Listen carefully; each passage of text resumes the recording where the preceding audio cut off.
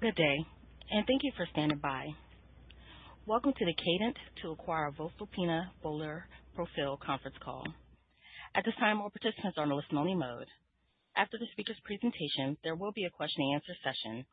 To ask a question during the session, you will need to press star 11 on your telephone. You will then hear an automated message advising your hand is raised. To withdraw your question, please press star 11 again. Please be advised that today's conference is being recorded. I would now like to hand the conference over to your speaker today, Michael McKinney, Executive Vice President and Chief Financial Officer. Please go ahead. Thank you, Shannon.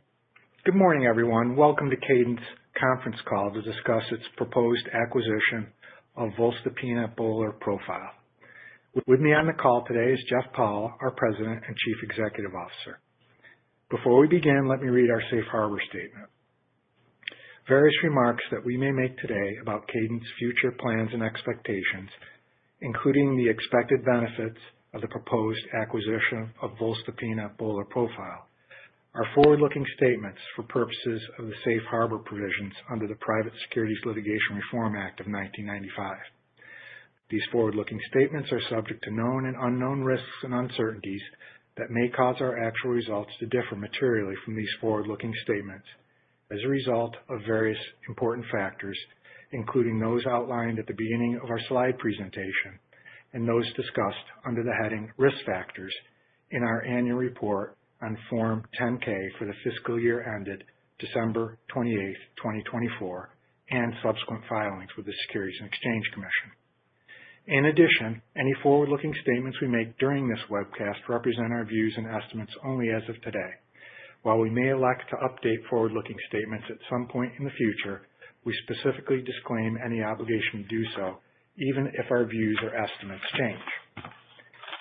With that, I'll turn the call over to Jeff Powell, who will discuss the acquisition. Following our remarks, we will have a Q&A session. Jeff? Thanks, Mike. Good morning, and thank you for joining us today. We announced last week that we've entered into an agreement to acquire voestalpine HLER Profil. Today, we'd like to share some details on the transaction and the company. The company is located in Bruckbach, Austria. It is over 150 years old. They manufacture high-quality precision components that go into technically challenging applications, and they possess unique expertise in patented processes, as well as a history of innovation. Revenue for their fiscal year 25 was 51.5 million euros.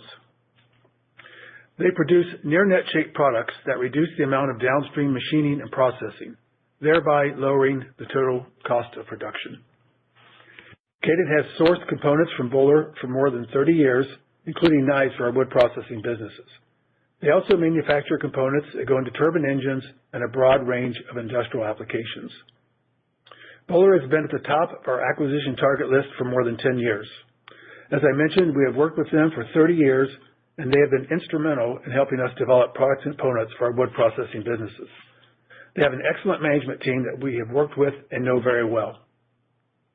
100% of their business is parts and consumables, and that is, as most of you know, a key strategic focus for Kadant. HLER will continue to operate in their current location as a standalone division and will be part of our industrial processing reporting segment. The business will go forward as Kadant Profil GmbH & Co. KG. With that, Mike will give you more details on the financials and the unique attributes of this transaction. Mike? I'd like to provide some additional color on the financial metrics associated with the proposed transaction. The purchase price is approximately 157 million euros, subject to customary adjustments, and the company had approximately 52 million euros in revenue for the fiscal year ended March 31st, 2025, which is 100% from parts and consumable products. This company is a valued supplier to several Kadant businesses, and approximately 45% of their 25 revenue represents this activity. I want to highlight that once this company is part of Kadant, the revenue generated from other Kadant businesses will become intercompany revenue and therefore not part of Kadant's reported revenue.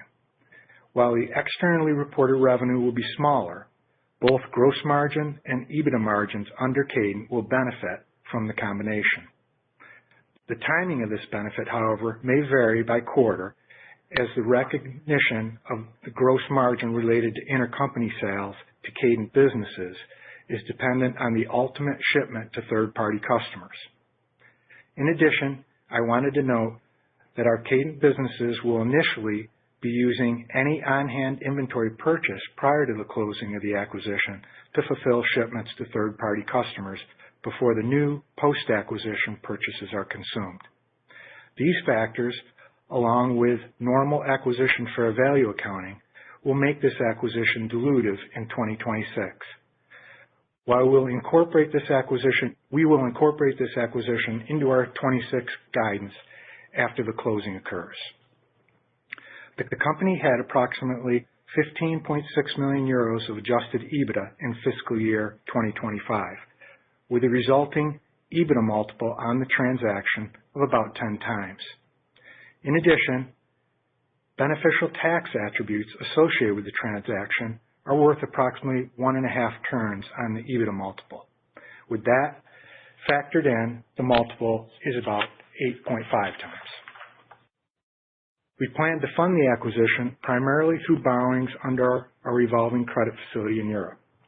We estimated that our leverage ratio, as defined in our credit agreement, will increase to just above 2 after the transaction closes, and as a result, we anticipate our borrowing rate to be approximately 3.5% for this debt in 26. I'm going to now turn the call over for questions, but before we start, I should mention that the Q&A session is specific to the proposed transaction, as we are currently in the fourth quarter 25 closing process and cannot comment on the fourth quarter 25 results or our guidance for 26 until our upcoming earnings call later this month. With that, we'd be happy to take your questions. Shannon? Thank you. As a reminder, to ask a question, please press star 11 on your telephone and wait for your name to be announced. To withdraw your question, please press star 11 again. Please stand by while we compile the Q&A roster. Our first question comes from the line of Ross Sparenblek with William Blair. Your line is now open. Hey, good morning, gentlemen. Congrats on the acquisition. Hi, Ross. Thank you. Excuse me. Can you maybe just elaborate a little further on kind of the attractiveness of this asset and why the parent wanted to sell? Yeah, from our perspective, as I mentioned, Ross, we've worked with these guys forever. And as Mike just indicated, about 45% of their business is with us. So they've become a bigger supplier and a more critical supplier to us. They have a very specialized processes that they have patented that they use for making their components. And so we, for more than 10 years, really have continued to expand our relationship with them and have really thought that they really would be a great fit within the Kadant organization. So we're very pleased that we were able to acquire them. I think their parent company, of course, voestalpine, is a very large, one of the biggest companies in Austria. And this was a smaller division for them and maybe slightly non-core. And so as it became more and more important to us, and the relationship continued to grow and develop, I think we both concluded that it would be better probably as part of the Kadant organization. So we feel very fortunate that we were able to reach an agreement with the parent company to purchase this. As you know, all of our components tend to be mission critical, and they tend to be alloy and metal based, and that's what these guys really specialize, is making critical components. And because they have this near net shape technology, it really reduces the downstream cost and processing time for a finished product. So they'll be able to help a lot of our Kadant companies, we believe, over time. Okay, no, that's very helpful. And then maybe just on the initial dilution dynamics, Mike, if you could maybe just help us kind of think through. I mean, it's definitely creative on a margin basis, but some along the lines of the inventory, maybe some FIFO is going to impact near term. Yeah, exactly, Ross. So I was trying to give that color so folks would be aware. Of course, as I mentioned on the call, roughly half the revenue is with Kadant. So once they become part of Kadant, that revenue will become intercompany revenue and we'll eliminate it. So we won't be able to recognize the profit on those intercompany transactions until that product is delivered to a third-party customer. And the additional little bit of color on that and why I mentioned the dilutive impact is because in the short run here, we already have components that we've purchased from this company, and we're going to need to work through that inventory, just as you said on a FIFO. We need to work through that inventory before we start consuming the inventory that will have been purchased post-acquisition. So until we get through that, the profit on those intercompany transactions will be, so to speak, deferred. And I think that'll be a few quarters because these are important components, and we have a few quarters worth stocked.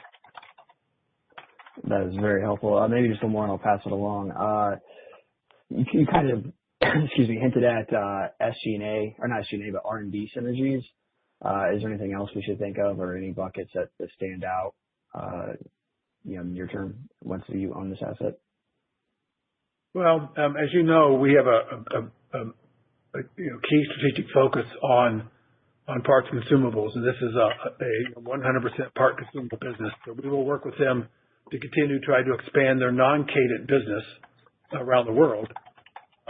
But they'll work with all of our other divisions to try to find opportunities to sell into our other divisions that they haven't done before. So, it's just, we really think there's unique opportunities here with their manufacturing and their specialized expertise to really expand their market share globally outside of Kadant and even within Kadant, more opportunities. So, it's like every other kind of acquisition that we make. We integrate them into our global network, our direct sales network around the world, and work with them to try to expand their market opportunities.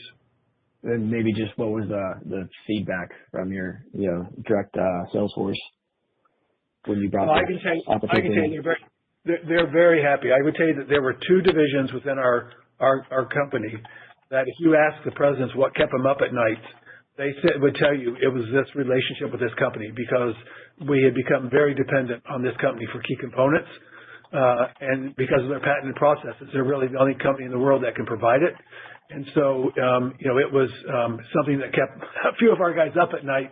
And so, having them in the family now is, I think is a great relief and a great acquisition for us. That's great to hear. All right, thank you guys. I'll pass it along. Thank you.